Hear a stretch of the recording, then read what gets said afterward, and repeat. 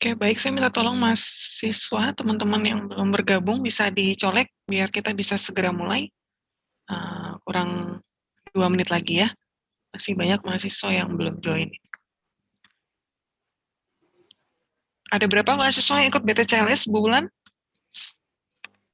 25 Bu, besarnya. 25, berarti sekitar 150-an ya seharusnya yang ada di room pada pagi hari ini ya.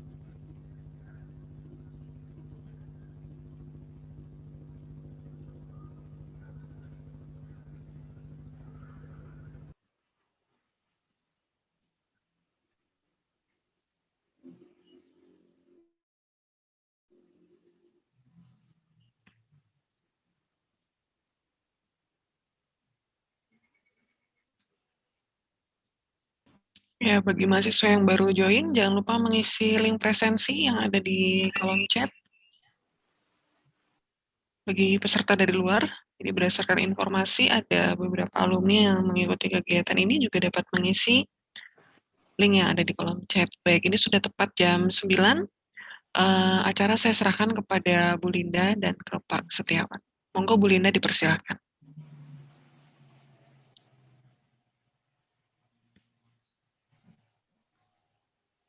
Oke, Bu Linda.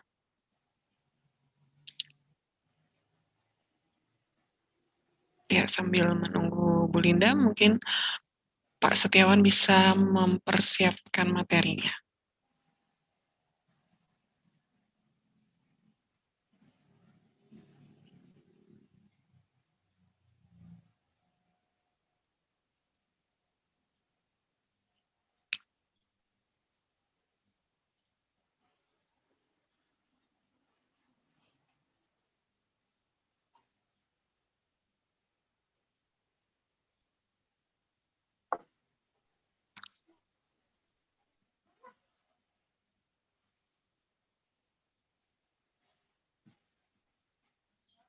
Kita tunggu Bu Linda ya.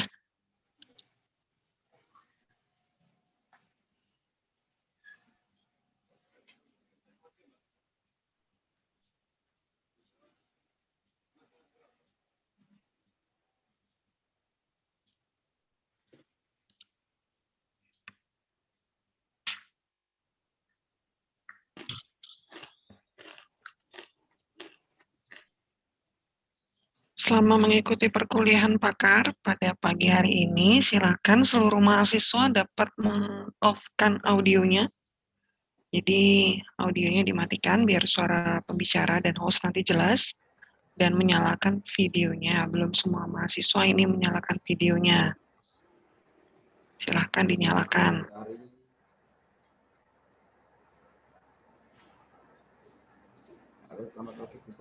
Ya, selamat pagi Pak Setiawan, sudah masuk suaranya. Mungkin bisa dipersiapkan Pak materinya sambil kita menunggu Bu Linda sebagai host.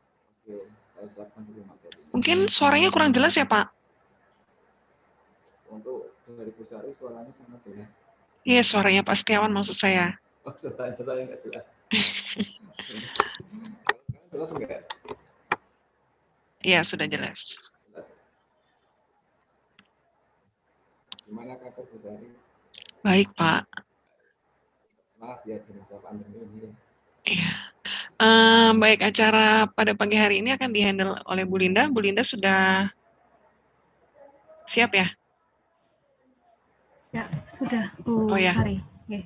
Monggo silakan Bu Linda dan Pak Setiawan dapat melanjutkan kegiatan kuliah pakar pada pagi hari ini. Saya persilahkan. Baik, terima kasih Bu Sari. Saya sepertinya kurang mendengar suaranya Pak Setiawan. Coba Pak. Oke, tapi agak gema ya. Atau speaker saya nih? Menggema. Menggema, ya. Mungkin ruangannya ya. Oke, baik. Ya, terima kasih Bu Sari. Oke, Assalamualaikum warahmatullahi wabarakatuh. Selamat pagi semuanya. Selamat pagi Bapak Ibu pimpinan dan juga Bapak Ibu dosen Stikes Notokusumo. Selamat pagi Bapak Setiawan Eskapner selaku narasumber atau pembicara pada kuliah pakar kita hari ini, dan selamat pagi, salam sehat serta salam tangguh bagi seluruh mahasiswa-mahasiswi Prodi Keperawatan Stikes Notokusumo. Ya, selamat yang sudah bergabung di kuliah pakar kita hari ini. Ternyata antusias dari kegiatan kuliah pakar ini sampai ke alumni. Ya, selamat pagi. Oke, baik adik-adik, hari ini kita akan melaksanakan kegiatan kuliah pakar ya sebagai bentuk suplementasi tambahan dari kegiatan praktek klinik keperawatan gawat darurat dan manajemen bencana yang merupakan rangkaian dari mata ajar keperawatan gawat darurat dan manajemen bencana. Ya, kuliah pakar kuliah pakar ini harapannya dapat meningkatkan dan juga mendongkrak pengetahuan, wawasan serta kompetensi mahasiswa terkait keperawatan gawat darurat dan juga manajemen bencana. Ya, sesuai dengan tema besar kuliah pakar kita hari ini, yaitu How to Ensure Safe and Effective Resuscitation for Patient with COVID-19, maka di tengah-tengah kita saat ini sudah hadir Bapak Setiawan Eskapners selaku narasumber atau pembicara, di mana beliau ini memang expert sekali di bidang kegawat daruratan, khususnya di kegawat daruratan kardiovaskuler, gitu ya Pak ya. Oke, kemudian adapun untuk topik spesifik yang akan beliau paparkan pada kuliah pakar hari ini adalah tentang manajemen resusitasi jantung paru pada pasien dengan henti jantung atau cardiac arrest dengan suspek atau terkonfirmasi COVID-19 ya. Saya rasa ini adalah topik yang sangat menarik sekali untuk kita diskusikan bersama, mengingat ini adalah topik yang saat ini sedang hangat untuk dibicarakan ya, sehingga harapannya nanti adik-adik bisa berdiskusi ya, silahkan untuk dapat berdiskusi, berbincang-bincang secara interaktif dengan beliau, mumpung beliaunya sudah hadir di tengah-tengah kita ya, sesuai dengan topik kuliah pakar hari ini, yaitu tentang manajemen RJP atau resusitasi jantung paru pada pasien cardiac arrest dengan suspek atau terkonfirmasi COVID-19, sehingga bagaimana memastikan bahwa resusitasi yang kita lakukan atau perawat lakukan itu aman dan juga efektif pada pasien baik yang sudah terkonfirmasi COVID-19 maupun yang masih suspek ya. Kemudian mungkin dari adik-adik sekalian sudah atau masih mengingat tentang materi terkait bagaimana manajemen resusitasi jantung paru pada pasien dengan henti jantung yang non-COVID atau biasa terjadi baik di intra-hospital maupun luar rumah sakit. Tapi untuk hari ini, Pak Setiawan nanti akan menyampaikan terkait bagaimana sih, apa yang harus dilakukan sih ketika kita menemui pasien dengan suspek ataupun sudah terkonfirmasi COVID-19 ya, gitu. Kemudian sebelum kita mulai acara ini, tadi sudah dimulai dengan berdoa belum ya, Bu Sari nggih? Belum, Bu, belum. Oke, kalau belum kita awali saja dulu dengan berdoa. Semoga acara pada hari ini bisa berjalan dengan lancar dan mahasiswa atau kita semua bisa mendapatkan manfaat dari agenda yang kita selenggarakan hari ini. Baik, berdoa menurut agama dan juga kepercayaan masing-masing, dipersilahkan.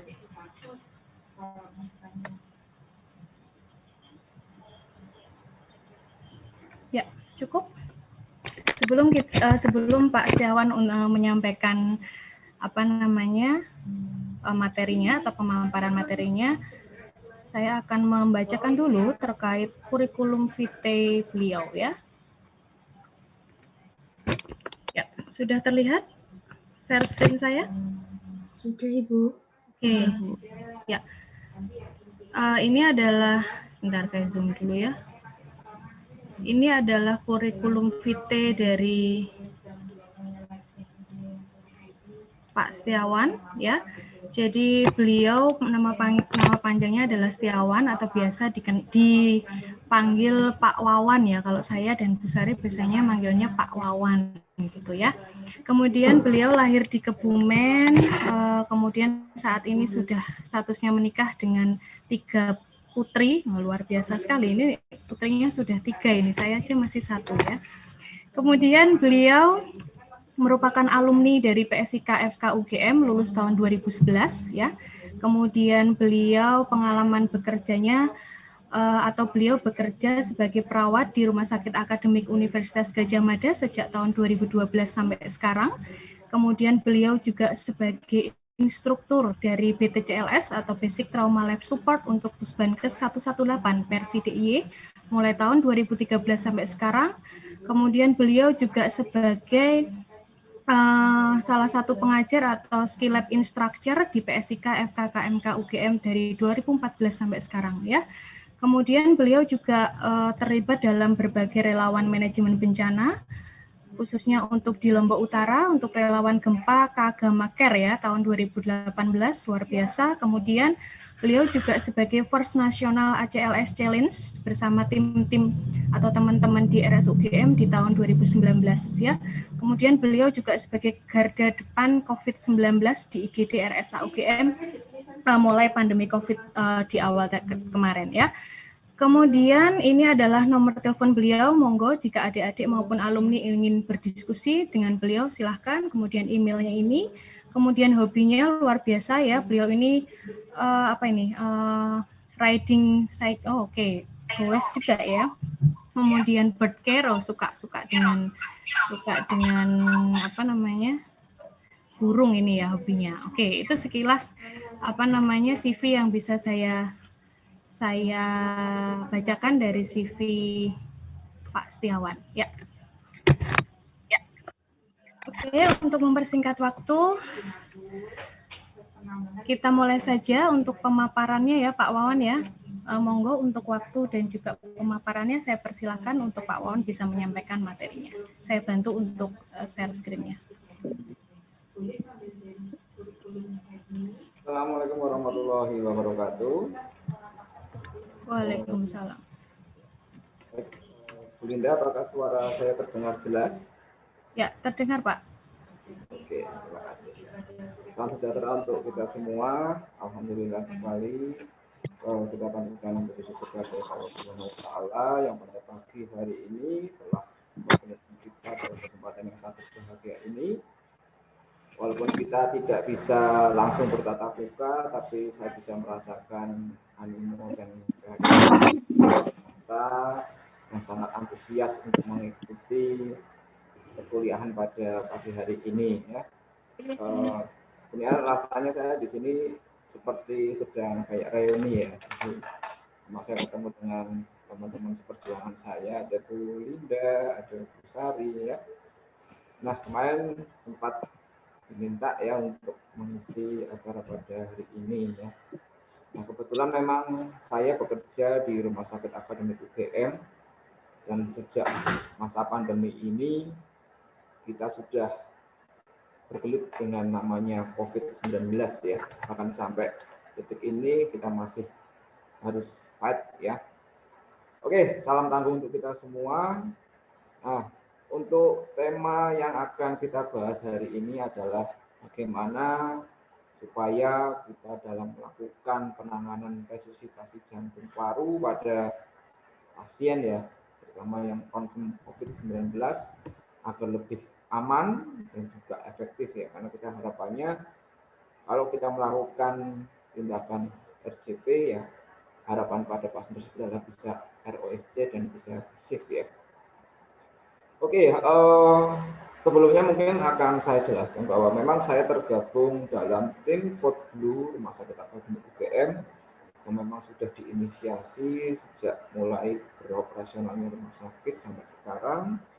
Dan ya kita di sini mungkin sejak awal dulu saya tidak di IGD tapi saya di ruang bedah ya, tapi sejak di IGD ternyata memang mungkin passion saya ada di sini ya. Jadi semua segala kegawatan harus kita. Nah, semenjak masa COVID-19 ini, pandemi ini sepertinya merubah semuanya ya. Jadi banyak hal-hal yang mungkin di awal kita bekerja dengan ya sedikit mengabaikan keselamatan ya, tapi dengan adanya pandemi ini ternyata luar biasa efeknya ya. Dan lagi-lagi kita harus selalu ingat bahwa prinsip penanganan pada pasien atau korban apapun, kita harus yang pertama adalah safety first ya. Di mana safety first di sini adalah untuk penolong. Ya. Kita harus tahu bahwa kita sebagai penolong ya atau tenaga kesehatan, di mana kita adalah aset ya, aset untuk bisa menjadikan penolong bagi orang lain ya. Sungguh berartinya kita, oleh karena itu, apalagi di masa pandemi ini, sejak awal sampai sekarang sudah banyak teman-teman sejawat kita yang berguguran, dan pada hari ini saya ingin menjelaskan sedikit tips ya, dan itu sudah ada evidence-nya juga bagaimana jika kita menghadapi kondisi kegawatan terutama pada jantung, henti jantung, dan kita harus melakukan pertolongan segera, yaitu dengan melakukan resusitasi jantung paru. Ya.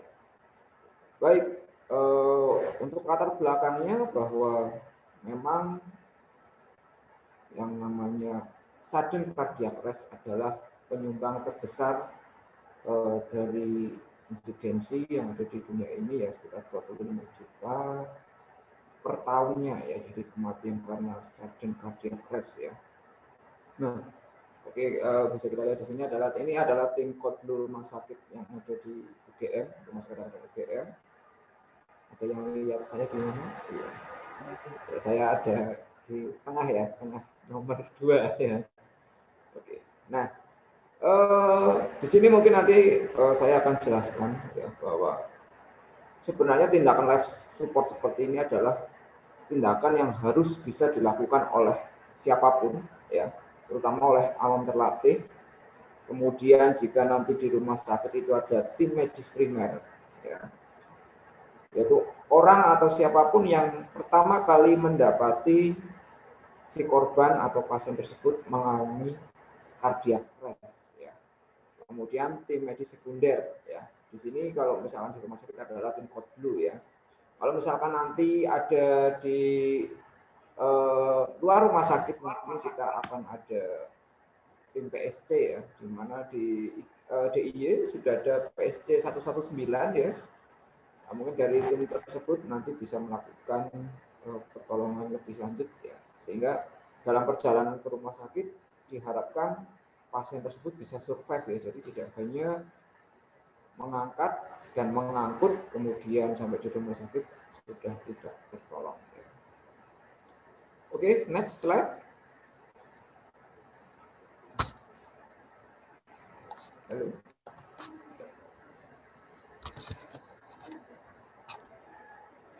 Next, Bu Linda. Ya. Oke, baik, kita akan memperlihatkan ini ya. Jadi chain of survival dari AHA ya, dalam keselamatan, di mana ini ada 2. Yang pertama adalah untuk kasus-kasus di intrahospital ya, yang biasa kita lakukan sehari-hari. Kemudian juga ada di luar rumah sakit ya. Bedanya apa di sini? Sebenarnya di awal untuk yang di intrahospital adalah kita melakukan pengenalan awal dan pencegahan ya, atau screening ya, terutama untuk pasien-pasien yang memang memiliki faktor risiko ya. Jadi kalau misalkan di bangsal mungkin nanti ada early warning system, kemudian kalau di perawat jalan atau mungkin poli ya, poli berhubungan dengan penyakit dalam atau jantung ya, itu juga nanti kita harus mengenali itu. Kemudian semuanya sama, yaitu aktivasi panggilan darurat ya. Jadi kondisi seperti ini kita tidak bisa bekerja sendiri ya, harus kita lakukan aktivasi panggilan darurat, misalkan kalau di rumah sakit panggilan code blue, jika di luar rumah sakit mungkin kita memanggil 119 ya, atau ambulan gawat darurat. Nah, selanjutnya tahapnya adalah segera melakukan CPR atau RJP ya, dengan high quality RJP. Ya, mungkin untuk semua peserta di sini sudah mendapatkan materi kuliah tentang RJP ya. Nah, nanti akan kita bahas ya tentang RJP yang seperti apa yang harus kita lakukan dalam masa pandemi ini ya. Selanjutnya sama, yaitu early defibrilasi, karena kita tahu bahwa hampir bisa dipastikan 90% dari penyebab kardiak arrest adalah karena gangguan aritmia ya. Dan gangguan aritmia yang paling banyak penyebabnya untuk kasus kardiak arrest adalah ventricular fibrilasi ya. Nah, ventricular fibrilasi ini bagaimana kita menghentikannya? Ya, tentunya harus kita hentikan dengan kita lakukan defibrilasi ya. Nah, itu dengan defibrilasi harapannya apa? Harapannya adalah pasien akan segera kelistrikannya bisa kita restart dari awal, kemudian kita berikan support untuk miokardnya ya. Gitu. Kemudian nanti selanjutnya ya sama perawatan pasien di jantung atau setelah ROSC, di mana nanti pasien akan kita lakukan perawatan di ICU ya, jika memang ada fasilitasnya untuk kita di ICU ya. Kemudian nanti tahap pemulihan hingga pasien dilakukan treatment selanjutnya dan harus lakukan kontrol rutin. Ya. Next slide, Bu Linda.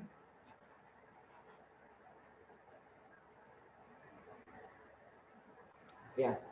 Nah, di sini nanti kita akan jelaskan tentang sedikit di sini banyak hal tentang bagaimana kita melakukan penanganan pasien pada kasus henti jantung di luar rumah sakit ya.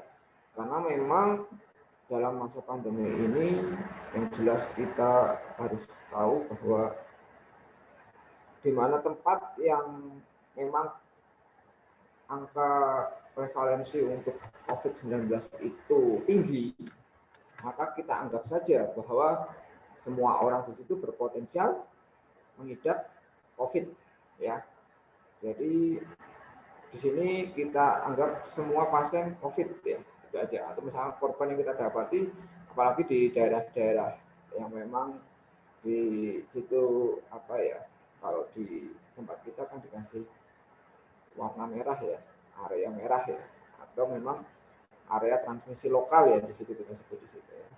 Nah, itu maka kita anggap oke lah, semua pasien mungkin saja akan terpapar dengan COVID. Nah, oleh karena itu biasa kita dari awal ketika mendapati kasus tersebut, maka harus segera aktivasi panggilan darurat ya 119. Jangan lupa ya, nanti tim tersebut dipastikan membawa alat minimal AED ya, atau automatic external defibrillator ya. Kemudian langkah yang kedua adalah kita harus selalu menggunakan APD ya, dimana di sini nanti APD yang kita gunakan minimal adalah kita bisa menutup area hidung dan mulut kita ya. Kita bisa gunakan face shield atau misalkan apa ya, barrier ya, yang jelas ada barrier untuk kita sendiri. Sedangkan untuk pasien ya, maka kita tutup area-area dari lubang hidung dan mulut yang memang akan menyebabkan tindakan aerosol ya. Kemudian langkah selanjutnya kalau sudah aman, ya, jadi pastikan kalau kondisinya sudah aman, maka kita hanya melakukan chest kompresi only ya. Jadi yang kita gunakan hanyalah tindakan kompresi dada saja ya. Jadi kompresi dada kita lakukan ya sesuai dengan anjurannya untuk high quality CPR. Berapa? Ada yang tahu? Ya, 100 sampai 120 kali kompresi per menit ya. Nah, itu dilakukan. Silakan sedapatnya atau sekuatnya ya. Harapannya apa? Harapannya akan ada tim sekunder yang datang, ya, atau tim bantuan yang akan datang dengan membawa AED atau perlengkapan untuk ACLS, ya. Jadi seperti itu. Jadi di sini kita tekankan bahwa ketika kita mendapati cardiac arrest pada orang di luar, ya, maka yang kita lakukan hanya melakukan chest kompresi atau kompresi dada saja, ya. Jadi tidak perlu kita melakukan tindakan ventilasi, ya, dan bahkan kita harus semua menutup area yang berpotensi untuk menimbulkan kondisi aerosol. Ya.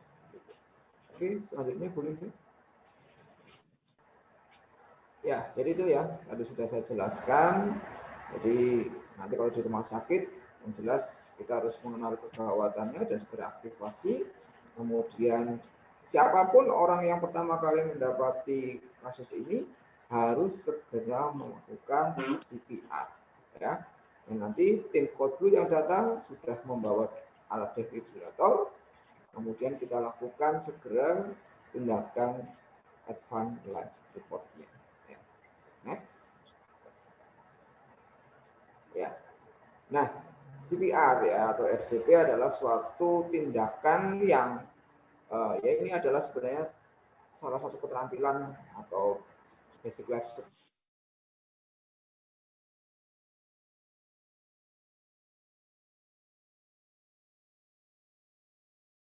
Semua kalau kita di rumah sakit ya, semua orang yang bekerja di rumah sakit harus bisa melakukan CPR ya. Jadi di akreditasi pun semua kadang-kadang nanti akan dites ya, apakah bisa melakukan CPR, kemudian CPR-nya seperti apa ya, pasti akan selalu ditanya seperti itu ya. Jadi tugas kita memang kalau di Kodlu ya, di Rumah Sakit Akademi UGM itu mengadakan trainer yang berkala ya, artinya kita lakukan untuk refresh pada teman-teman kita yang mungkin sudah lupa atau lama nggak terpapar kondisi emergensi ya, maka kita harus refresh supaya semuanya tetap tahu bagaimana nanti kalau ada kondisi kegawatan harus kita lakukan segera CPR. Nah, CPR di sini nanti juga akan diikuti dengan tindakan ventilasi ya atau rescue breathing. Nah, tindakan ini diharapkan sebelum kita melakukan itu, karena ini sangat high risk ya, apalagi kalau di rumah sakit. Karena kalau kita di rumah sakit, kita anggap semua pasien kita berpotensi untuk menimbulkan tindakan aerosol, maka kita harus segera early untuk intubasi ya. Jadi semua pasien yang kita CPR harus kita segera lakukan intubasi endotrakeal dengan segera. Karena apa? Karena dengan tindakan CPR saja sudah menimbulkan aerosol, apalagi ketika kita melakukan tindakan ventilasi. Ya. Nah, untuk APD yang direkomendasikan adalah kita menggunakan pelindung mata, ya. Kita biasanya pakai Google, kemudian ada masker ya, masker N95 ya. Kemudian sarung tangan ya, selalu, kemudian gaun pelindung ya. Dan untuk apa? Di tempat yang memang isolasi ya, misalkan ada di tempat kita ada 2 tower ya, 2 tower baru memang untuk diperuntukkan untuk kasus-kasus COVID ya. Itu di sana semua memang selain pakai level 3 mereka menggunakan baju hazmat ya. Jadi memang itu sangat rapat ya, dan harapannya ya kita bisa apa untuk proteksi kita sebagai tenaga kesehatan yang selalu peduli dengan COVID. Oke, next.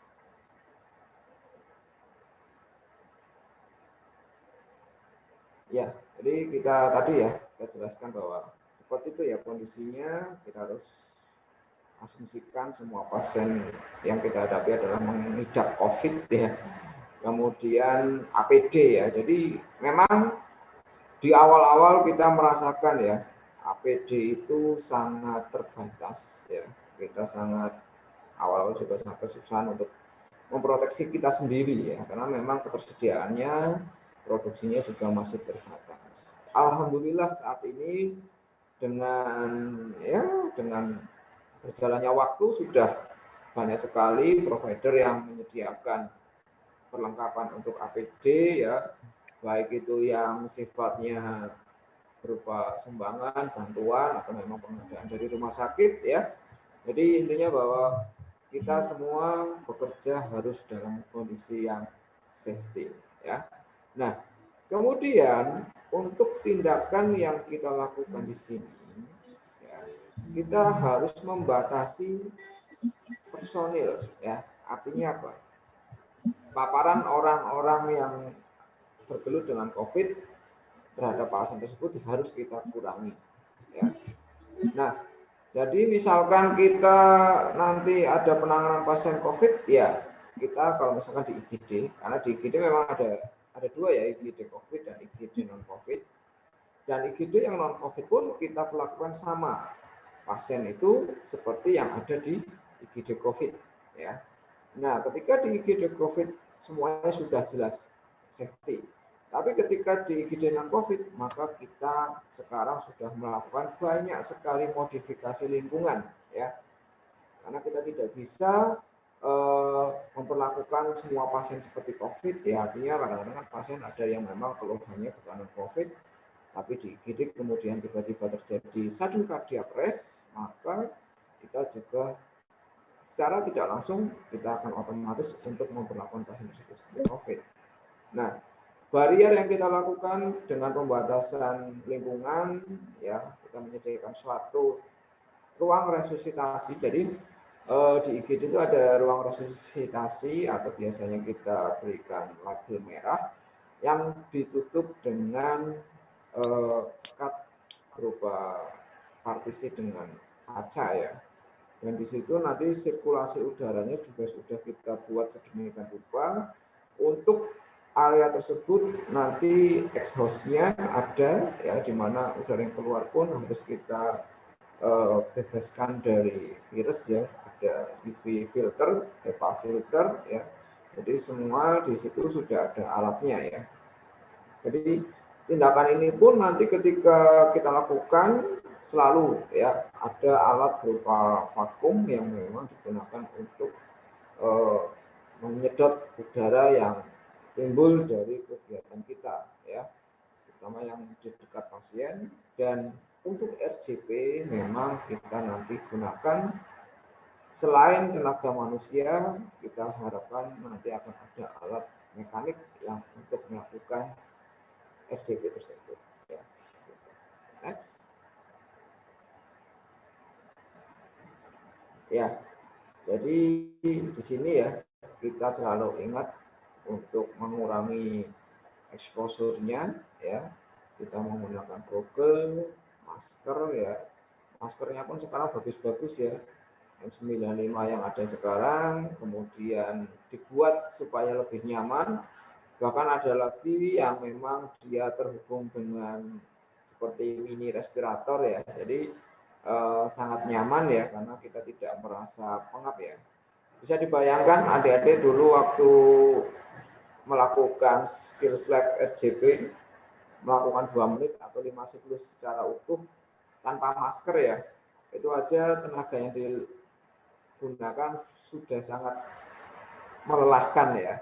Apalagi kita ketika menghadapi pasien seperti ini menggunakan baju yang tertutup rapat, selain itu juga area yang harusnya kita bisa bernafas dengan lega ditutup dengan masker yang sangat rapat juga ya. Itu rasanya memang sangat melelahkan. Tidak hanya lelah pada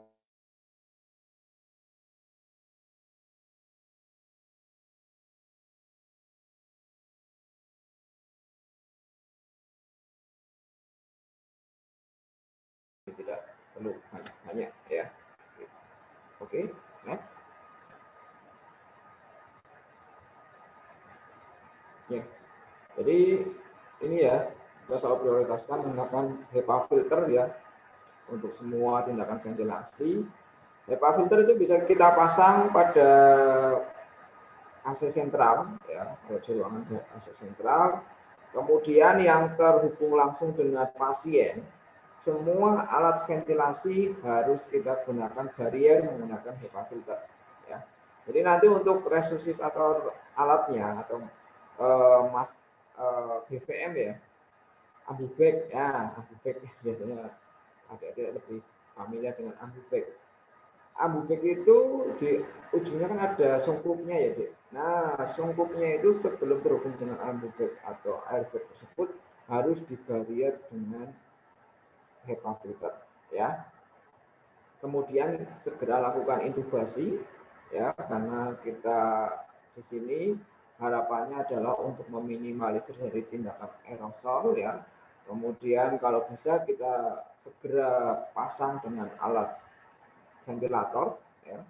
Jadi kita lakukan penyetingan ventilatornya, ataupun jika memang tidak bisa dilakukan intubasi ya, karena memang tidak semua pasien atau kondisi dari anatomi pasien itu memungkinkan dilakukan intubasi, maka paling tidak kita menggunakan supraglotik airway ya. Jadi di sini biasanya menggunakan apa? LMA ya, jadi laryngeal mask ya. Jadi itu sebenarnya alat yang sangat mudah diaplikasikan ya.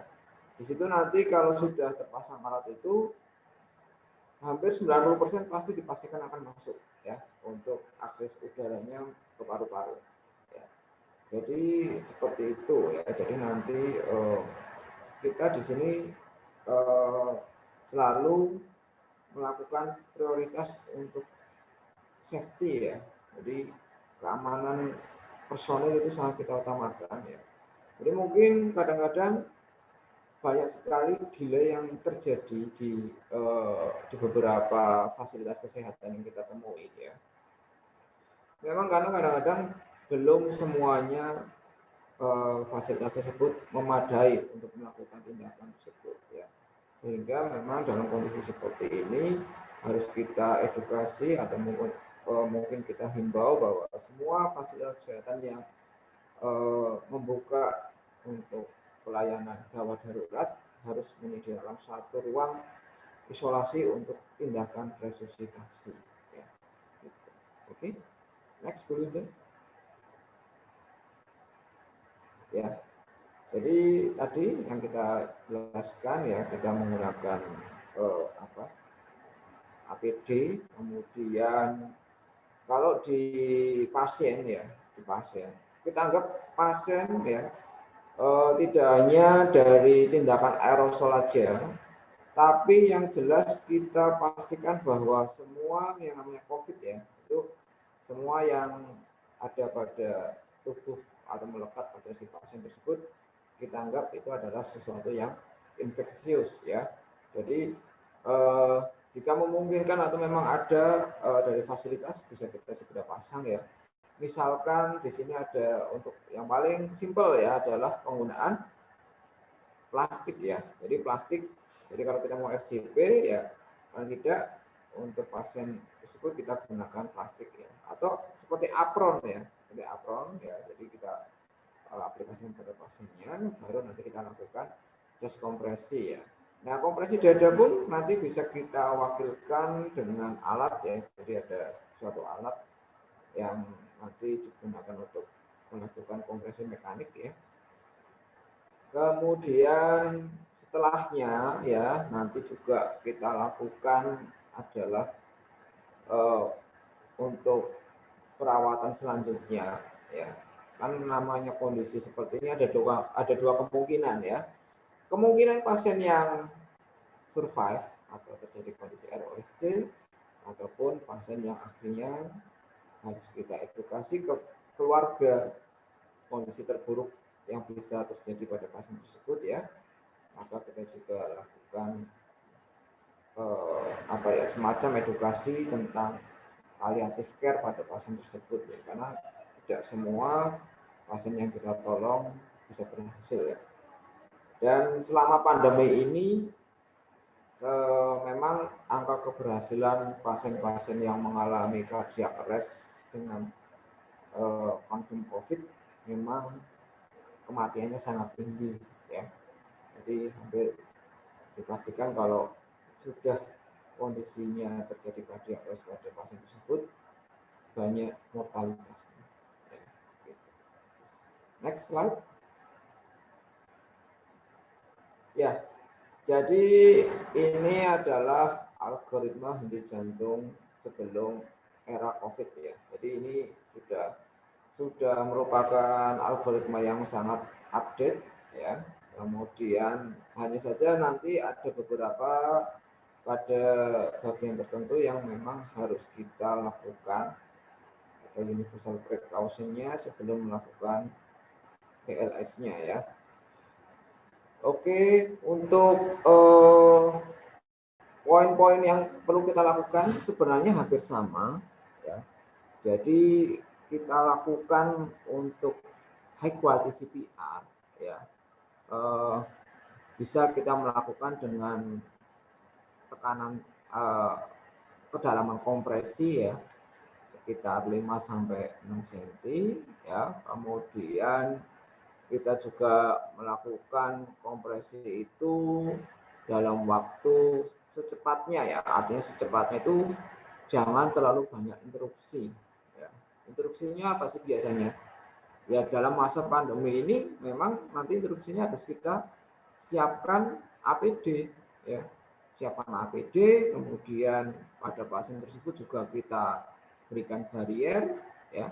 Nah, kalau dulu tidak ya, segera lakukan kompresi apapun kondisinya. Pokoknya begitu kita mendapati tanda-tanda mengalami pasien cardiac arrest, ya sudah segera kita lakukan tes kompresi ya. Ada yang tahu tanda-tanda pasien mengalami cardiac arrest? Ayo, apa saja? Ya. Jadi ketika kita mendapati pasien ya mengalami nafas gasping ya, kemudian yang pertama biasanya terjadi penurunan kesadaran ya, nafas gasping, kemudian atau tiba-tiba kejang ya. Tapi kejangnya hanya kronik ya, jadi sekali saja, kemudian setelah itu tidak sadarkan diri ya.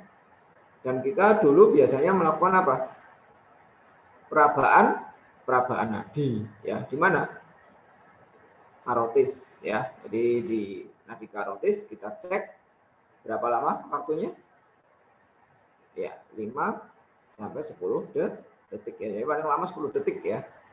Nah, itu kita lakukan seperti itu ya. Nah, kemudian untuk penggantian kompresor ya biasanya kita lakukan setiap 2 menit sekali atau selama 5 siklus itu ya. Tujuannya apa?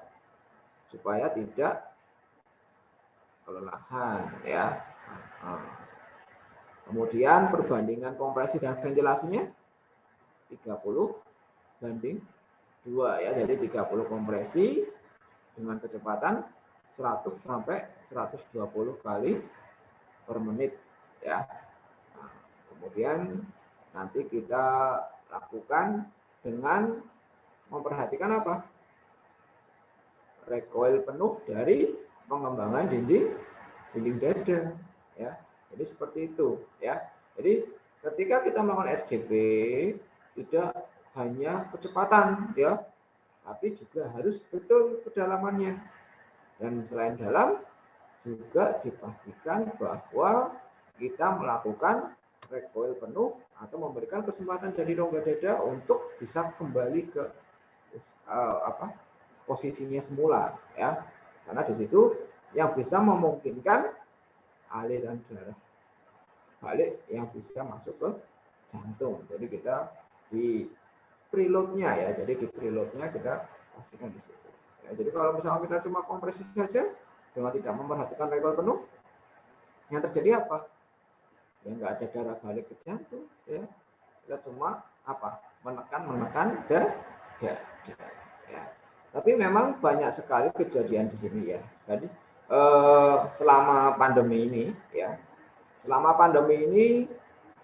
angka kejadian pasien dengan cardiac arrest di COVID ini sebagian besar adalah pasien-pasien yang sudah lanjut usia ya, pasien sudah lanjut usia. Jadi memang kadang-kadang kalau kita melakukan RJP sering sekali menyebabkan apa? Menyebabkan terjadinya fraktur ya. Jadi sering terjadi menyebabkan fraktur. Kemudian ada juga di mana kondisinya sudah lansia ya, tulang-tulangnya sudah tidak bisa elastis seperti pada usia-usia muda atau produktif ya. Gitu. Nah, kemudian di sini ya untuk alat berganti jantung biasa kita kerjasamanya dengan apa? Ya nanti ada tindakan defibrilasi ya. Jadi fungsinya defibrilasi di sini adalah untuk menghentikan aktivitas kelistrikan di jantung di mana jantung tersebut mengalami kondisi aritmia ya. Ada apa? VT dan VF ya, ventricle tachycardia dan ventricle fibrilasi. Ya, jadi nanti kita tidak hanya FCP saja, tapi juga melakukan tindakan apa? Defibrilasi. Kecuali pada kasus yang non shockable ya. Pada kasus yang non shockable ada irama apa? Irama jantungnya apa? PEA dan asistul. Betul sekali ya. Dalam kondisi PEA dan asistul maka segera berikan obat apa? Epinefrin ya. Dosisnya berapa? Ya, dosisnya 1 mg IV bolus. Nah, di sini makanya ketika kita mendapati pasien seperti ini, RCP dilakukan, segera pasang akses intravena. Ya, gunanya nanti untuk memasukkan obat supaya dia bisa mengaktifasi dari miokardnya. Ya, jadi memperkuat kontraktilitas dari miokard jantung. Ya, gitu. Nah, nanti kita akan ikuti ini ya. Nah, tapi ini sebelum COVID. Nah, nanti setelah COVID eranya apa? Kita lihat di next selanjutnya ya, Pak. Ya. Jadi ini ya rekomendasinya ya. Jadi dalam versi yang lama memang tidak perlu memeriksa denyut nadi ya. Berasumsi bahwa kasus henti jantung ini bisa tiba-tiba pingsan atau pasien yang tidak respon ya. Yang sudah saya jelaskan tadi ya. Kemudian untuk yang kondisi terbaru karena ini apa? Pasiennya kebanyakan adalah pasien-pasien yang memang sudah ada faktor risiko ya, maka kita segera harus melakukan CPR segera ya. Jadi kadang seperti ini yang dimaksud di sini adalah kemampuan orang untuk melakukan pemeriksaan nadi ya itu tidak semuanya sama ya. Bahkan saya pun ya sering melihat teman-teman ketika memeriksa nadi itu ada yang bisa memeriksa, ada yang tidak. Baik pertama dari cara mencari tempat ya, tempat titik dari karotis ya. Itu banyak yang sering salah ya. Karotis itu ada di mana? Ya, jadi kalau laki-laki muda ya, kelihatan itu ada apa jakunnya itu. Tarik sekitar 1 sampai 2 cm di sampingnya ya, kanan atau kirinya ya. Di situ kan ada apa ya? Suatu cekungan sedikit ya di area leher ya, di samping kanan kiri jakun itu. Nah, disitulah letaknya ya. Bisa merasakan atau meraba nadi karotis. Ya. Sedangkan pada perempuan ya langsung tengah aja ya. Walaupun perempuan sebenarnya juga punya jakun ya, cuma nggak terlalu menonjol gitu. Nah, di situ yang sering terjadi kesalahannya apa? Kesalahannya terlalu mundur ke belakang. Kalau mundur ke belakang, yang didapati apa di situ? Otot, ya. Nah, di otot itu ada yang melingkar. Seperti apa? Pembuluh darah besar ya di situ. Ada apa? Vena jugularis. Nah, itu kadang-kadang yang diraba seperti itu. Merabanya dapatnya otot yang enggak ada denyut nadinya ya. Kemudian melihat ada yang pembuluh darah besar, itu yang ditekan ya. ya nggak ada denyutnya, vena nggak ada denyutnya, yang ada denyutnya arteri. Dan meneraba itu beda dengan menekan, ya, karena kalau saudara-saudara menekan arteri karotis itu bisa jadi yang tadinya terasa jadi tidak terasa, malah kesannya seperti mencekik leher, gitu ya. Nah, jadi di 2020 ini maka untuk kondisi pemeriksaan denyut nadi bisa disingkirkan, ya, dan kemudian segera untuk memulai tindakan RJP, ya, atau kompresi dada, ya, gitu. Next. Nah, di sini akses IV lebih diutamakan daripada intraoseus, ya. Nah, ini memang sering terjadi pasien-pasien yang mengalami cardiac arrest, ya, itu entah karena diawali dari kondisi shock kardiogenik atau kondisi yang lain yang memang menyebabkan apa? Menyebabkan akses intravenanya sangat sulit untuk dicari, ya. Jadi pasien-pasien yang mengalami cardiac arrest biasanya sering kita dapati kalau di GD datang dalam kondisi sudah tidak sadarkan diri, sudah dingin, pasiennya sudah membiru. Nah, ketika kita mulai RJP, kemudian alat monitor sudah siap, kita cek iramanya ternyata PEA, maka kan harus segera kita lakukan pemberian epinefrin, ya. Nah, maka segera kita pasang akses intravena untuk memberikan terapi tersebut, ya. Nah, maka kita harus segera berikan intravenanya, ya, pasang infusnya, ya.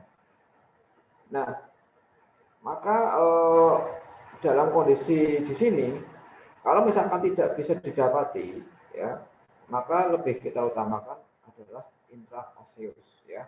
Tempatnya nanti kalau untuk anak-anak itu ada di os tibia, ya, bagian proksimal. Kemudian kalau yang pada dewasa itu pada area yang distal, ya. Jadi harapannya seperti itu. Karena area tersebut memang lebih apa ya, lebih lunak, ya, bisa dimasukkan. Nah, ini memang butuh keterampilan lebih, ya. Jadi karena memang susah, ya, untuk memastikan bahwa itu bisa masuk. Oke, next. Nah, ini adalah BLS untuk pasien yang mengalami henti jantung di masa pandemi COVID-19, ya. Jadi sebelum kita memasuki ruangan, ya, atau kita akan menghadapi pasien yang suspek COVID, ya, maka kita harus selalu menggunakan APD, ya. Kemudian membatasi personal, ya, artinya biasanya kalau di IGD itu ada, ya, pembagian PJ, ya, penanggung jawab beberapa shift, ya, itu memang ada satu orang yang dipasrahi untuk sebagai PJ COVID, ya, kalau di tempat kami.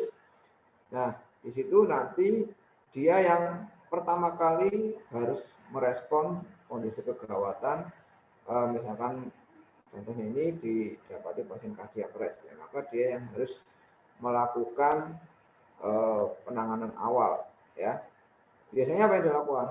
Yang pertama, ya, penggunaan APD, kemudian juga pembatasan kejadian aerosol pada pasien, ya, misalkan untuk pasien yang tidak datang, ya, harus segera kita tutup dulu area hidung dan mulutnya, ya. Kemudian biasanya kita pastikan pasien tersebut tidak ada nadi, ya, maka harus akan kita segera lakukan CPR, ya. Nah, CPR ini nanti akan segera diteruskan dengan yang jelas kalau misalkan kita sudah siap, ya, otomatis tim akan datang, ya, membantu untuk tindakan selanjutnya, ya.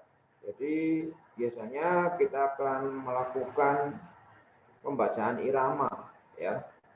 Jadi kalau kita mendapati irama yang shockable, maka harus kita segera berikan tindakan defibrilasi ya. Di sini nanti ada alatnya, bisa AED atau memang kalau di tempat kami menggunakan defibrilator ya. Kemudian kalau yang non shockable atau misalkan kita dapat gambarannya WEA dan asistul, ya harus kita segera lanjutkan untuk tindakan RCP-nya. Ya. Next slide. Nah, ini untuk ACLS-nya ya. Jadi kalau sudah ACLS, kita di sini sudah menggunakan tindakan yang lebih advance ya. Sama sebenarnya prinsipnya bahwa pasien-pasien seperti ini atau semua pasien yang mengalami cardiac arrest harus kita suspekkan COVID ya. Kemudian kita batasi personil, kemudian tetap menggunakan APD, ya pokoknya APD-nya level 3 ya, level 3. Jadi memang minimal area T-zone di muka kita ya, baik mata, hidung, mulut itu harus tertutup ya. Jadi kalau biasanya hanya menyisakan apa? Menyisakan beberapa kulit yang tidak tertutup masker ya. Kemudian usahakan juga rambut ya. Rambut juga kalau bisa ditutup dengan menggunakan cap ya, atau misalkan nanti kalau hazmat bahkan sampai ada hoodie-nya ya, ada kudungnya. Ya. Kalau saudara-saudara yang muslimah mungkin sudah menggunakan jilbab ya, jadi ya sudah lebih terlindungi ya. Maka di tempat kita ya, yang laki-laki pun itu kadang-kadang kalau tidak mendapati cap ya, kita kadang-kadang pakai jilbab ya. Jadi nggak masalah. Tapi jilbabnya sudah universal kok ya, kita tahu ya. Itu. Kemudian nah, di sini ya RCP dilakukan, kemudian nanti kita sudah mulai melihat kondisinya, bagaimana irama jantungnya. Nah, jika irama jantung itu shockable, maka kita defibrilasi.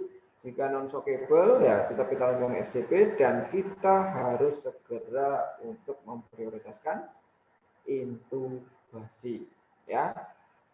Bedanya apa intubasi yang kita lakukan pada masa pandemi ini dan sebelum pandemi? Ada yang tahu nggak? Ya, jadi kalau mungkin teman-teman yang sudah ikut pelatihan BPJS ya, itu biasanya ketika melakukan intubasi pada pasien yang mengalami cardiac arrest, dia tidak ada jeda. Artinya apa? Ya RCP jalan, intubasi jalan ya. Jadi tindakan intubasi itu dilakukan saat itu juga walaupun dalam kondisi chest kompresi ya. Tapi dalam masa pandemi ini tidak dianjurkan. Karena apa? Karena akan menyebabkan potensial tindakan aerosol. Oleh karena itu, untuk sementara maka dihentikan sementara tindakan chest kompresinya. Jadi kita berhenti sejenak, kita fokus untuk intubasi, ya. Nah, nanti kalau intubasi tidak berhasil, maka kita gunakan apa? Kita gunakan tadi LMA, ya. Jadi kalau nggak berhasil, ya, karena kadang-kadang apa? Terjadi kondisi apa? Ya, karena anatominya yang tidak bisa terlihat, ya. Tidak tervisualisasi ya. Oleh karena itu ada juga untuk kegiatan intubasi maka ada alat khusus berupa laringoskop yang memiliki kamera. Jadi memang luar biasa ya. Jadi pada masa pandemi ini banyak sekali inovasi di bidang medis ya, terutama untuk alat-alat yang invasif, dan zaman sekarang itu semua menggunakan yang berupa kamera ya. Bahkan untuk laringoskop itu juga ada kameranya. Jadi kalau dulu kita menggunakan laringoskop, kita harus mendekat ya. Mata kita harus tervisualisasi melihat area apa? Area dari plika vokalis ya. Nah, dengan adanya keharusan melihat atau visualisasi dari plika vokalis, maka kita harus mendekat. Nah, itu sangat berpotensial terjadinya transmisi virus ya. Oleh karena itu kita gunakan alat laringoskop yang memiliki kamera ya. Kemudian kalau sudah masuk ya alhamdulillah kita lanjutkan dengan pemasangan ventilator ya. Jadi potensial hazard di sini sangat minimalis ya. Dan jangan lupa untuk alat ventilator pun di ujung sebelum tersambung atau di konektornya itu ya, untuk konektor ET itu juga diberikan berupa HEPA filter ya, seperti itu. Nah, untuk selanjutnya hampir sama ya. Untuk tindakan tetap dengan pemberian obat ya, nanti ada Devip ya. Setelah Devip 2 kali nanti ada pemberian obat epinefrin ya. Jika nanti shockable lagi maka pemberian amiodaron ya. Nanti amiodaron pemberiannya ya 2 kali ya maksimal ya. Yang pertama dosisnya 300 mg, yang selanjutnya ya mengikuti siklusnya algoritmanya nanti yang dosis kedua 150 ya. Kemudian apa? Selanjutnya adalah kita cek untuk pemberian epinefrin ya, untuk yang non shockable ya, itu adalah dilakukan setiap 3 sampai 5 menit sekali ya. Nah, di sini nanti bisa kita berikan suatu apa ya, biasanya kalau kita jeda ya. Jadi misalkan siklus 5 siklus pertama atau 2 menit itu kita berikan. Setelah kita berikan epinefrin, maka di siklus selanjutnya tidak kita berikan ya. Baru nanti di siklus selanjutnya lagi akan kita masukkan epinefrin. Jadi harapannya minimal setiap 3 sampai 5 menit sekali untuk pemberian epinefrin. Nah, kalau bisa juga kita gunakan alat RCP yang mekanik ya. Nah, itu nanti bisa apa? Mungkin saudara-saudara yang rumah sakitnya ingin pengadaan ya, pengadaan saja nanti biar latihan ya, latihan menggunakan alatnya ya. Dan itu sangat apa ya, sangat visible untuk pasien-pasien seperti ini, dan bisa juga ketika transport ya. Jadi harapannya nanti dalam transport ketika pasien tersebut mengalami cardiac arrest juga tetap tidak akan apa ya, sirkulasi tetap akan berlangsung ya dengan adanya alat tersebut. Oke, kita juga jangan lupa tetap semuanya sama ya. Jadi kita harus mencari penyebab dari kondisi cardiac arrest ya. Apa aja? Ada 5H, 5T ya.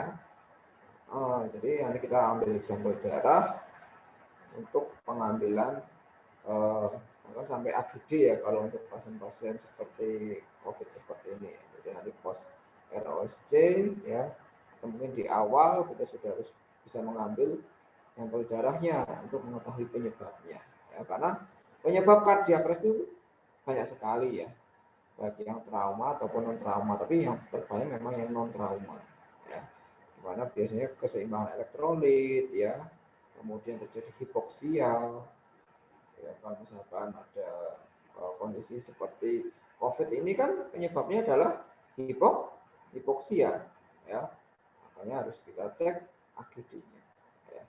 Oke, next Bu Linda. Ya, ada anak-anak ya, sebenarnya hampir sama, hanya saja untuk siklusnya nanti bedanya kalau dewasa 30/2, kalau anak-anak 15/2 ya. Gitu. Oke, next. Ya, mungkin itu yang bisa saya sampaikan terkait dengan permasalahan RCP di masa pandemi ini ya. Saya harapkan dari teman-teman nanti bisa apa ya, mendapati pencerahan ya dari apa yang sudah saya paparkan. Dan memang seperti ini ya, kita selama pandemi ini banyak sekali mengalami dilema ya. Kenapa? Karena di COVID ya, banyak sekali perkembangan dari penatalaksanaan pasien. Baik pasien-pasien yang tiba-tiba mengalami cardiac arrest ataupun dia mengalami kondisi hipoksia, di mana kondisi ketika saturasi sudah turun di bawah 90%, itu ada dua kemungkinan. Kemungkinan kita segera untuk melakukan intubasi atau tidak itu juga merupakan suatu dilema. Karena ada yang tanpa intubasi pasien itu survive, ada yang ketika kita intubasi pasien itu justru terjadi perburukan. Ya. Karena memang perlu kita ketahui COVID ini virus yang cerdas ya. Tapi kita sebagai manusia yang berakal, kita tidak boleh kalah cerdas. Ya. Kita pasti akan tahu bagaimana tren dari kondisi-kondisi pasien yang kita hadapi ya. Jadi makanya di sini sangat terbuka ya sebenarnya kalau untuk orang-orang melakukan riset di masa pandemi ini sangat banyak sekali ya. Nah, untuk pasien yang mengalami COVID pun memang selama ini banyak kita banyak hal yang harus kita lakukan untuk edukasi di awal. Bagaimana penerimaan pasien atau korban keluarga pasien ya, yang kita akan lakukan tindakan RJP. Karena tidak semua pasien atau keluarga pasien menghendaki ketika terjadi cardiac arrest itu mau dilakukan RJP ya. Oleh karena itu di awal selalu kita edukasi ya, bagaimana kemungkinan terbaik dan yang terburuk bisa terjadi pada pasien tersebut ya. Oke, mungkin itu dulu yang bisa saya sampaikan. Silakan jika ada dari peserta atau mungkin adik-adik di sini yang masih ingin kita diskusikan ya, silakan. Kalau bisa saya jawab, akan saya jawab sekarang. Kalau tidak, bisa jadi PR untuk saya ya. Mungkin itu saja yang bisa saya sampaikan, Bu Linda. Terima kasih atas kesempatannya ya. Semoga bisa bermanfaat untuk kita semua. Wassalamualaikum warahmatullahi wabarakatuh. Ya, Waalaikumsalam warahmatullahi wabarakatuh. Terima kasih Pak Wawan atas pemaparan materi yang luar biasa pada adik-adik mahasiswa. Ya, sekarang sesi pemaparan materi untuk kuliah pakar hari ini terkait manajemen RJP pada pasien terkonfirmasi atau suspek COVID-19 sudah dipaparkan oleh Pak Wawan. Sekarang kita akan lanjutkan ke sesi diskusi. Ya, silakan bagi adik-adik mahasiswa prodi keperawatan yang mengikuti kuliah pakar hari ini, bila mana ada pertanyaan dipersilahkan bisa menuliskan di kolom chat bila mana ada pertanyaan atau bisa raise hand ya, menekan kursor raise hand untuk bisa menyampaikan pertanyaannya. Ya, baik, dipersilahkan. Untuk alumni bila mana ingin bertanya juga monggo ya.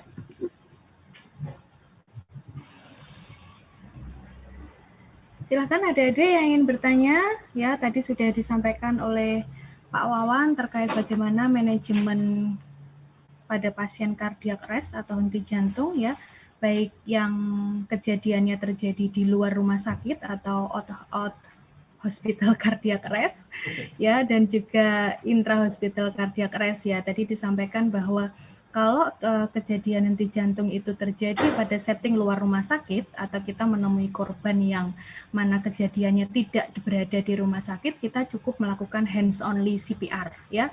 Hands only CPR tadi sudah disampaikan oleh Pak Wawan bahwa kita hanya melakukan kompresi dada tanpa memberikan ventilasi mutu-mut ya. Gitu ya Pak ya. Ya, oke. Karena kalau kita memberikan ventilasi mouth-to-mouth, apalagi mulut ke mulut, ya, itu sangat berisiko sekali untuk penularan COVID-19, di mana memang pada pasien non-COVID pun kita memberikan ventilasi mouth-to-mouth pun harus dengan menggunakan pocket mask, gitu ya, Pak Wawan ya. Ya, itu.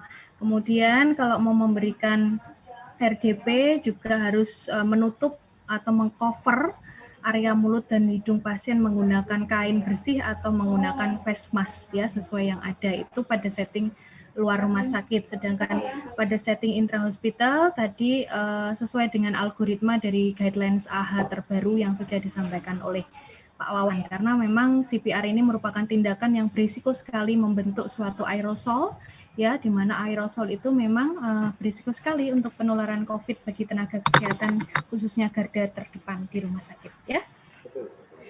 Oke, itu sedikit kesimpulan dari saya. Tadi saya juga menyimak Pak perkuliahannya, jadi saya ini ikut kuliah ya sebenarnya ya.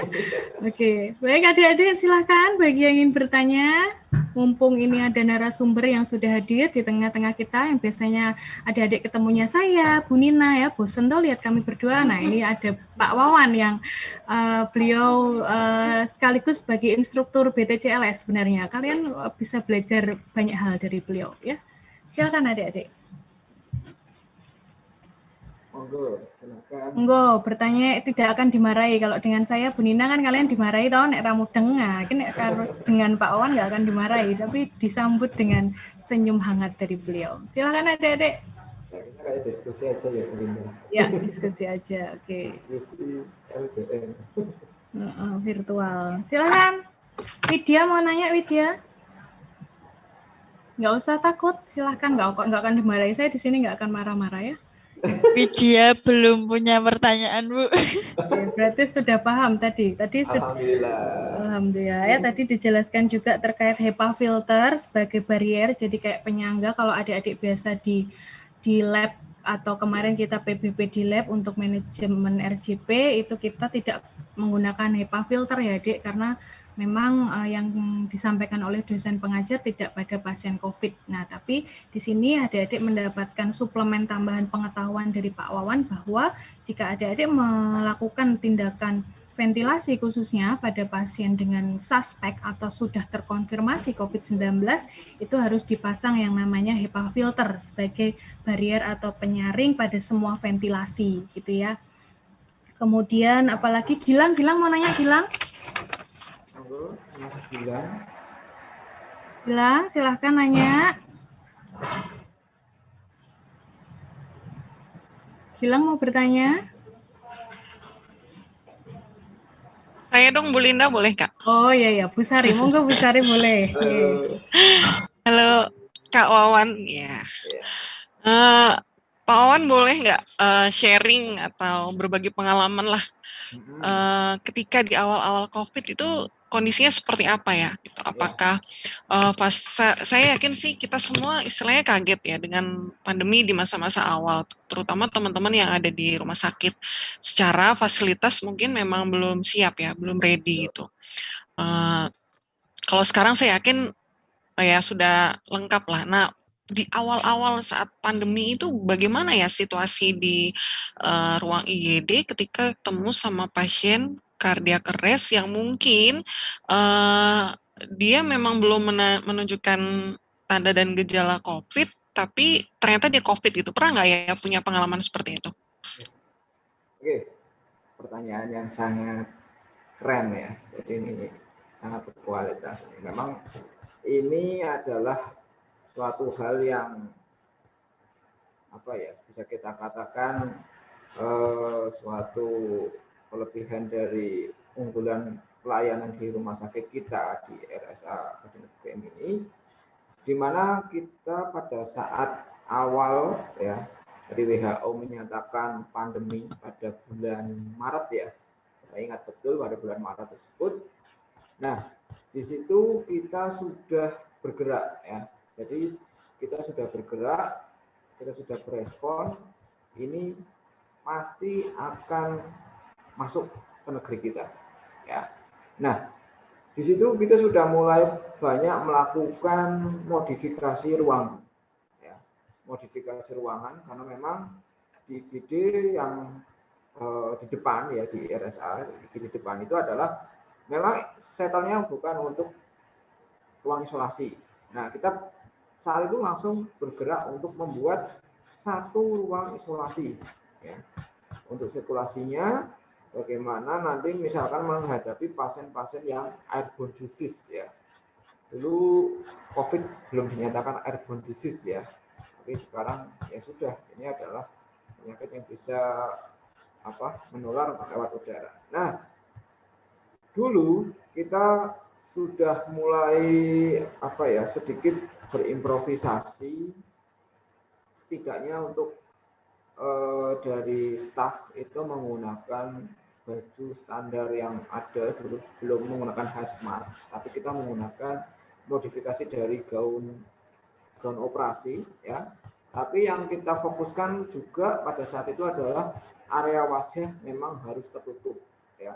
Jadi penggunaan face shield ya, kemudian face shield kita juga sebelum ada face shield yang saat ini kita juga membuat sendiri ya. Jadi kita membuat sendiri.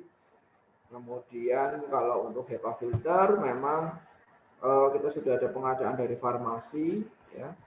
Nah, karena apa? Karena pada saat itu banyak sekali panggilan kodlu ya, panggilan kodlu dari UGD di mana kondisi pasiennya menunjukkan tanda-tanda atau suspek COVID.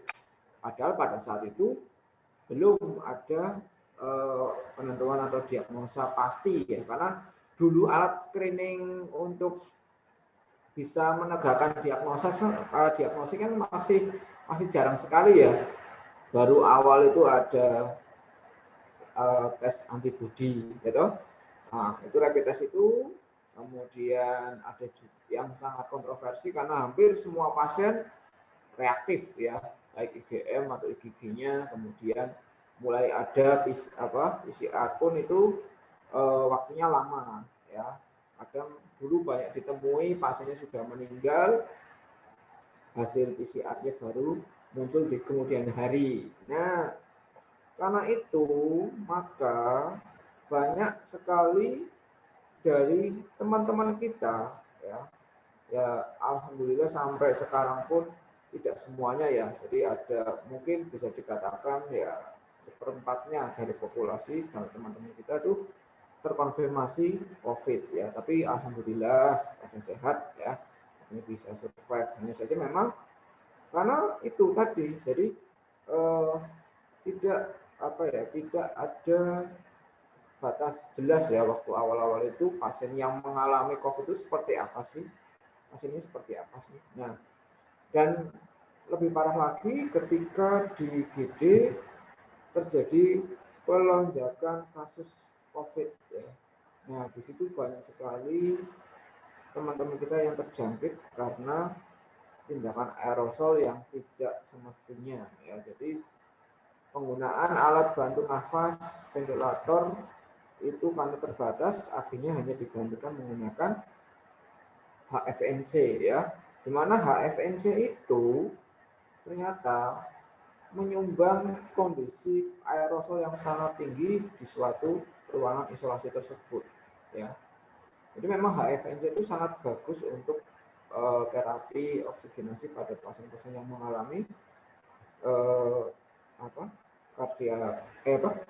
hipoksia ya, kondisi hipoksia. Namun dengan seperti itu kondisinya sangat berisiko bagi kita ya. Oke, mungkin bisa dilihat ya beberapa penggunaan APD-nya. Bu Linda mungkin bisa ditampilkan. Saya download dulu Pak, sebentar. Oh ya. Jadi begitu Bu Sari. Jadi ya kita alhamdulillah ya, alhamdulillah sampai sekarang. Bahkan saya sendiri pun walaupun sering bertemu dengan pasien-pasien seperti itu ya masih diberikan perlindungan ya, dan kita semua sudah vaksin ya, insya Allah itu juga memperkuat pertahanan kita untuk bisa melawan COVID ya. Nah itulah nanti semoga coveran untuk vaksin juga bisa menyeluruh ya, jadi harapannya kita tetap bisa lepas dari masa pandemi ini. Ya, gitu. Mungkin itu yang bisa saya sampaikan, Bu Sari.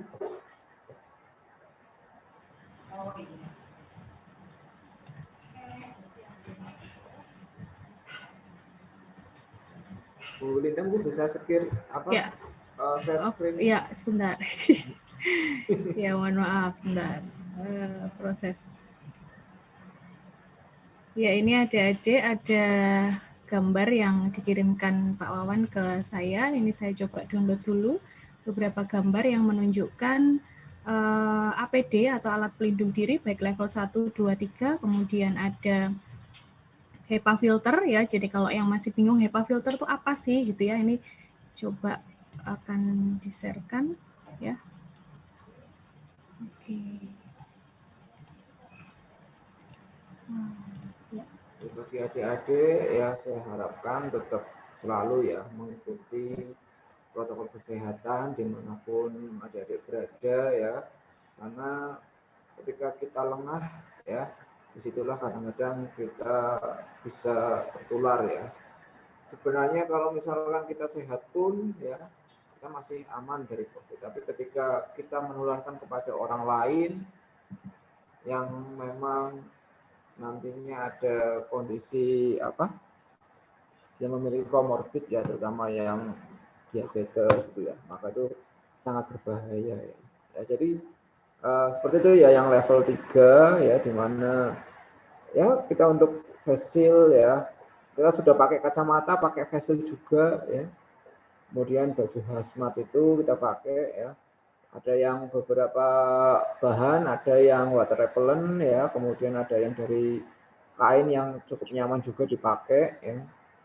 Dan yang jelas memang di ruangan yang menggunakan baju hazmat itu AC-nya menggunakan AC sentral ya. AC sentral ini sangat bagus sirkulasi udaranya, di mana ketika dia keluar udara itu sudah terfilter oleh UV ya. Jadi ada apa? Ada UV-nya sehingga diharapkan virus-virus itu sudah mati ya. Kemudian masker ya wajib yang N95, kemudian yang bagus lagi sekarang ada respirator N95 juga yang bisa digunakan apa lebih nyaman lagi karena tidak pengap ya. Beberapa juga ada yang ada klepnya atau valve-nya ya untuk mengurangi apa pengembunan ya. Jadi kalau kita bernafas menggunakan N95 yang full rapatnya seperti itu, kadang-kadang ya udara yang kita hembuskan kita sedot lagi ya. Jadi memang pengalaman di awal-awal itu melelahkan ya. Lelahnya karena apa? Karena memang pikiran dan ya pikiran itu karena ketakutan biasanya. Kemudian yang kedua suplai oksigen ke otak kita kan jadi berkurang ya gitu. Dan otot-otot juga banyak yang apa ya, mungkin oksidasinya apa metabolismenya jadi anaerob ya. Seperti itu ya. Jadi kalau adik-adik melakukan RJP yang sudah lelah ya, sudah lelah itu otot-otot kita itu sudah sebenarnya secara otomatis dia anaerob ya. Yang menyebabkan apa? Tertimbunnya asam laktat ya. Jadi kalau udah RJP udah ya lelah sekali ya, pegel-pegel. Nah, ini untuk apa beberapa alat yang kita gunakan untuk ventilasi ya, di mana itu yang untuk baggingnya itu di ujung itu nanti akan tersambung dengan HEPA filter, itu ada HEPA filter 1, 2. Nah itu yang bisa nanti untuk barrier ya, jadi supaya tidak langsung udara itu keluar tanpa ada filtrasi yang bagus ya. Jadi harapannya seperti itu. Jadi semua harus safety lah ya. Jadi baik itu di PIP-nya ataupun di apa di area yang memang nanti akan menyebabkan pertukaran gas ya, itu harus ada barrier. Ya, ini yang model bulat ya. Jadi HEPA filter yang model bulat, ada juga yang kotak ya. Biasanya yang bulat itu untuk respirator ya, kemudian yang kotak itu untuk ventilator ya. Ini untuk ventilator karena memang penggunaannya lebih lama ya. Jadi seperti itu. Ya. Oke, mungkin ada pertanyaan lagi. Monggo adik-adik, ini ya HEPA filter kalau yang masih bingung karena di lab kita memang kita kemarin belum COVID jadi kita nggak disampaikan oleh dosen pengampu. Ya, ini yang namanya HEPA filter. Karena kalau pada pasien biasa nggak pakai HEPA filter ya Pak ya? Enggak, ya. Enggak ya. Gitu. Silahkan, Vivi mau bertanya? Saya, Bu. Ya. Bertanya, Bu. Oke, silahkan. Siapa dulu nih? Monggo. Saya dulu nggak apa, Bu. Oh iya, monggo. Silahkan deh.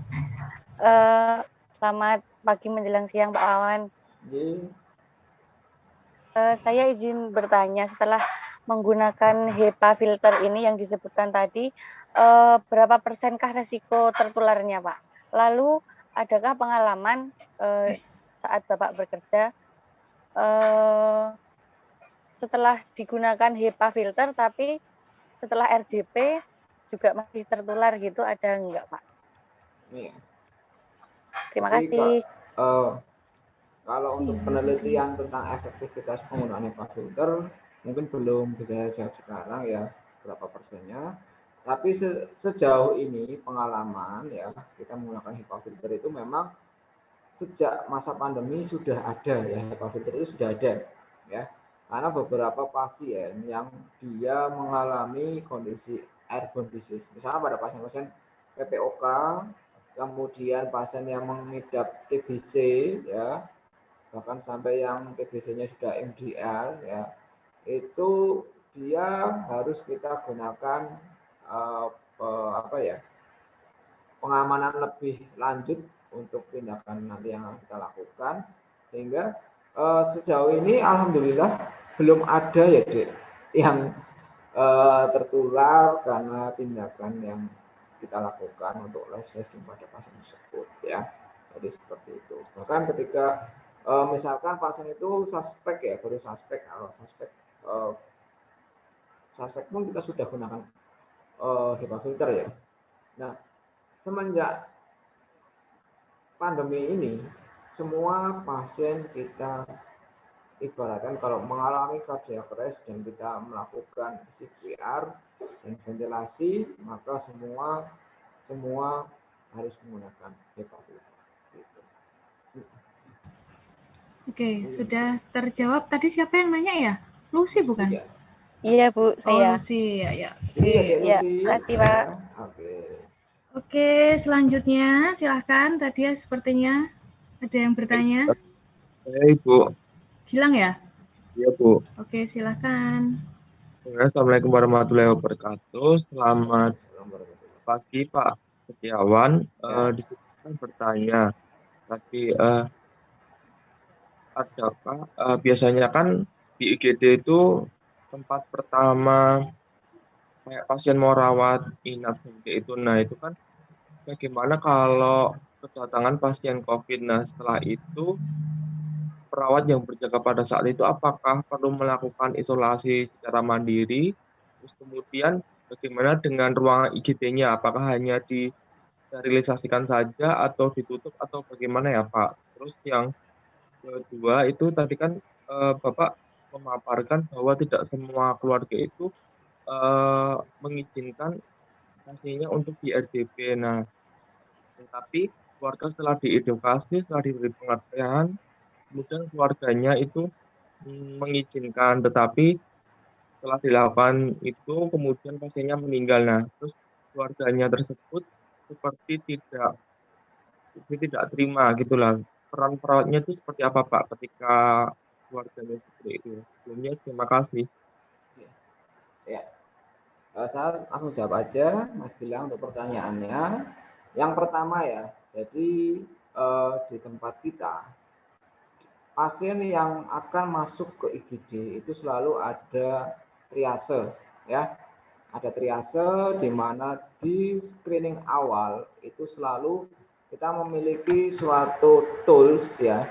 Tools yang digunakan saat ini ada 9 kriteria yang itu jika ada yang salah satu itu muncul pada pasien tersebut, maka pasien itu bisa kita katakan suspek, ya.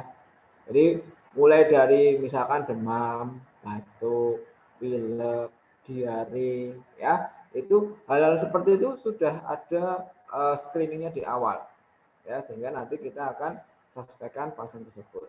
Nah, seiringnya waktu di tempat kita sudah melakukan perbaikan pengkondisian ruangan, ya. Jadi ketika ada pasien yang seperti itu masuk ke IGD, otomatis pasien tersebut langsung kita masukkan dalam ruang yang memang sirkulasinya diperuntukkan untuk pasien yang suspek COVID. Jadi pasien setelah kita screening dia masuk, ya. Nah, di situ maka akan ada perawat, kemudian dan memang kita di sini ya di IGD semua selalu menggunakan APD level 3, ya. Selalu kita berusaha disiplin untuk kita sendiri, karena memang jika kita disiplin, insya Allah itu selamat untuk kita sendiri dan untuk orang lain, ya. Terutama kalau kita, karena kita juga ada keluarga yang menunggu di rumah, ya kita selalu ingat itu, ya. Jadi jangan sampai kita pulang dengan membawa penyakit, ya. Karena nanti ketika kita mau pulang dinas pun kita akan mandi, kita akan ganti baju. Jadi baju yang di rumah sakit ya otomatis diproses di rumah sakit, tidak kita bawa pulang, ya, seragam-seragam itu.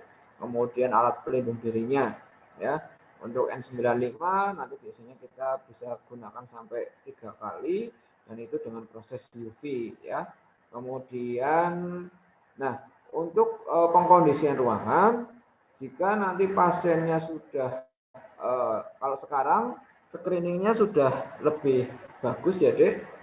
Jadi kalau dulu cuma rapid antibody, ya, IgG, IgM, ya. Sekarang sudah ada rapid test swab antigen yang itu bisa muncul hasilnya sekitar sebenarnya 20 menit sudah bisa, ya, tapi memang standarnya biasanya ada yang 20 sampai 1 jam, ya.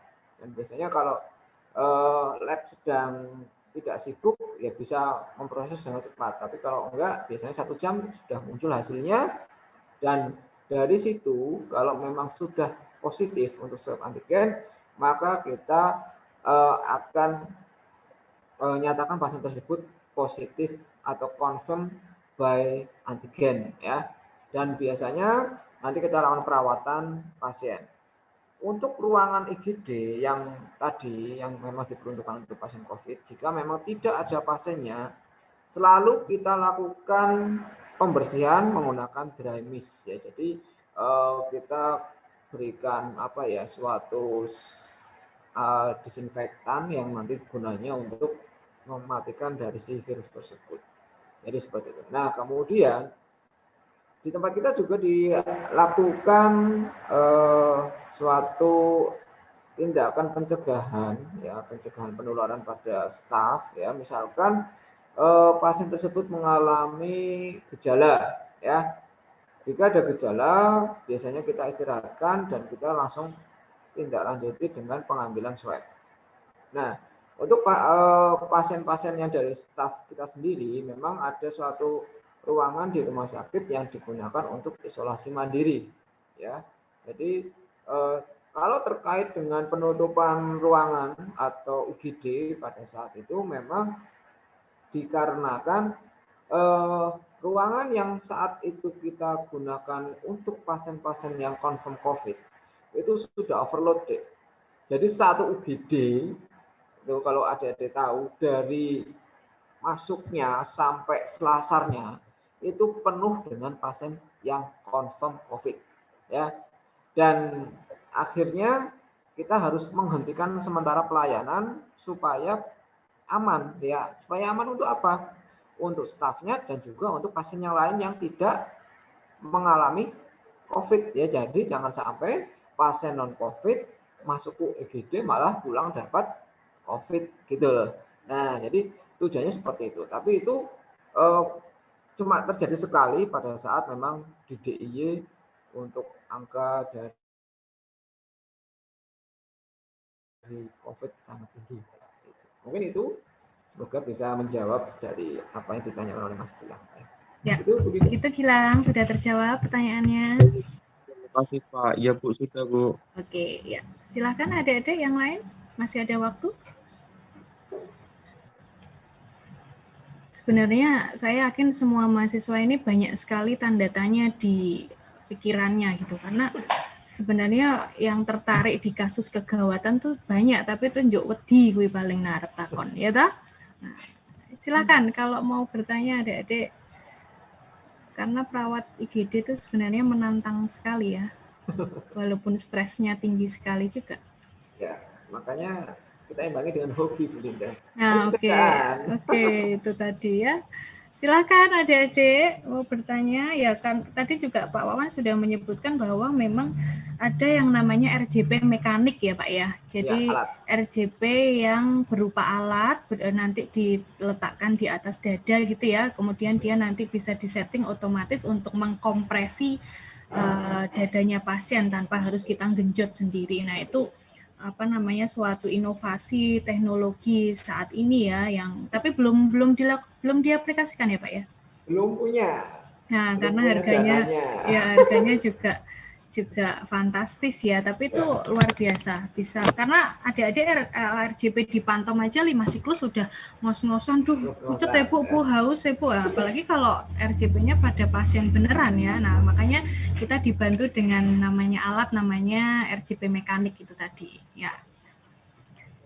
Kalau adik-adik mau OSC RJP, saya sarankan harus sarapan dulu ya. Nah, itu apalagi dosennya galak mau ya toh. Masuk langsung remedi.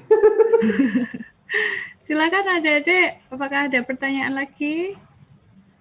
Teti mau nanya.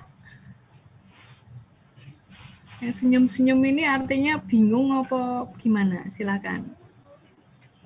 Dari saya tidak ada pertanyaan, Bu. Belum ada. Oke, berarti sudah bisa dipahami ya. Oke, mungkin ini Pak Wawan, sepertinya mahasiswa belum terpapar tentang LMA ya. Ya mungkin sudah pernah mendengar, tapi mungkin mereka masih bingung LMA, kemudian supraglutik RW itu Pak, mau tolong Pak untuk bisa dikenalkan ya. Sebelum nanti kita closing kalau memang tidak ada pertanyaan. Jadi LMA itu memang semacam alat seperti apa ya? ET ya. Kalau ET kan untuk kanulnya atau tubnya itu kan semua harus masuk pada trakea ya. Jadi itu nanti dia ada cuff-nya, di mana cuff-nya itu nanti akan digunakan untuk mengunci ya. Sedangkan untuk LMA itu alatnya itu seperti apa ya, bunga lili ya, seperti yang mau mekar itu. Nah itu tuh nanti akan menutup bagian, dia tidak invasif ke dalam trakeanya, tapi dia hanya di luarnya.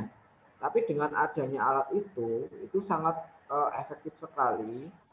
Menggunakan alat itu sebenarnya kita seperti blind ya, blind. Jadi kita yang penting alat itu sudah masuk, itu sebagian besar 90% ya, itu pasti akan menutup dari bagian apa, epiglottisnya ya. Jadi di depan kalau kita misalkan mau intubasi kan kita harus tervisualisasi area dari trakea. Trakea paling ujung kan kelihatan plika vokalis ya. Kalau melihat itu nanti ada misalkan ya intubasi dipantau ya, nanti akan diperlihatkan juga untuk bagaimana kondisi plika vokalisnya. Nah, kalau kelihatan itu ya itu yang harus dimasukkan. Nah, kita menggunakan LMA itu seperti orang buta ya, yang penting kita masukkan aja ya. Setelah masuk dia karena bentuknya sudah disesuaikan dengan anatomi dari kondisi saluran nafas kita yang atas ya. Jadi nanti itu akan menutupi dari bagian ujung dari saluran pernafasan kita. Nah, besarnya ini juga ternyata bisa digunakan untuk menuntun ya. Jadi ada juga digunakan untuk menuntun dari masuknya ET ya, karena cupnya ini besar ya. Cupnya dari LMA itu besar, itu bisa dimasuki ET ya, seperti itu.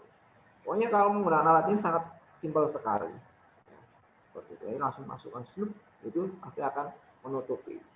Tanda-tandanya apa? Kalau itu sudah masuk ya, kemudian kita kunci, sekitarnya ini kan kayak apa? Bahannya dari silikon ya, dia akan menutup, kemudian akan terlihat sekali kalau kita menggunakan bagging ya, itu ataupun sebelum terpasang pun nanti akan ada hembusan dari uap air ya. Kalau uap air ada di dinding itu mengembun, itu dipastikan itu sudah masuk. Enak sekali Pak. Ya, oke. Terima kasih Pak Wawan. Tadi sempat saya share screen ya bentuk dari alat yang dimaksud. Oke. Iya. Nah, Itu tadi gambarnya tertelungkup tuh, LMA-nya tertelungkup. oh ya, oke, baik. Oke adik-adik, apakah ada pertanyaan kembali sebelum ini sudah jam 10.38 sebelum nanti kita closing untuk acara kuliah pakar sebagai suplemen tambahan terkait praktek klinik keperawatan gawat darurat dan manajemen bencana di era pandemi COVID. Ya, silakan adik-adik, sudah nih? Kintan, Malika, ada pertanyaan? Oke, baik. Jika dirasa cukup ya Pak, untuk apa namanya, untuk kegiatan hari ini bisa kita cukupkan. Kami ucapkan terima kasih kepada Pak Setiawan yang sudah berkenan untuk menjadi narasumber atau pembicara pada kuliah pakar kita hari ini, dan mohon maaf apabila ada hal yang kurang berkenan baik dari saya pribadi maupun dari pihak Stikes Notokusumo. Ya, sekali lagi terima kasih. Semoga di lain waktu kita bisa berinteraksi kembali dalam rangkaian acara yang lain. Ya. Kemudian untuk adik-adik mahasiswa, terima kasih sekali sudah bergabung dan juga mengikuti serangkaian acara kuliah pakar kita pada hari ini. Semoga bermanfaat dan apa yang kita pelajari bersama hari ini bisa bermanfaat untuk kedepannya. Baik, saya selaku host atau moderator mewakili Bu Sari selaku koordinator PKK untuk mencukupkan kegiatan hari ini. Dan bisa, sebentar, ini saya recordnya saya stop dulu. Oke, ya bisa kita cukupkan adik-adik. Terima kasih sekali dan juga Pak Pawan, terima kasih sekali. Saya akhiri ya, selamat melanjutkan aktivitas kembali, tetap semangat walaupun kita saat ini dituntut untuk beradaptasi di tengah pandemi COVID-19, tapi tidak menghalangi semangat dan juga keinginan besar kita untuk belajar dan meningkatkan kompetensi diri kita masing-masing ya. Kira-kira itu, terima kasih sekali. Selamat pagi, selamat siang ya dan wassalamualaikum warahmatullahi wabarakatuh. Waalaikumsalam warahmatullahi wabarakatuh. Selamat siang, terima kasih. Ya, Terima kasih Bu, terima kasih Pak. Ya.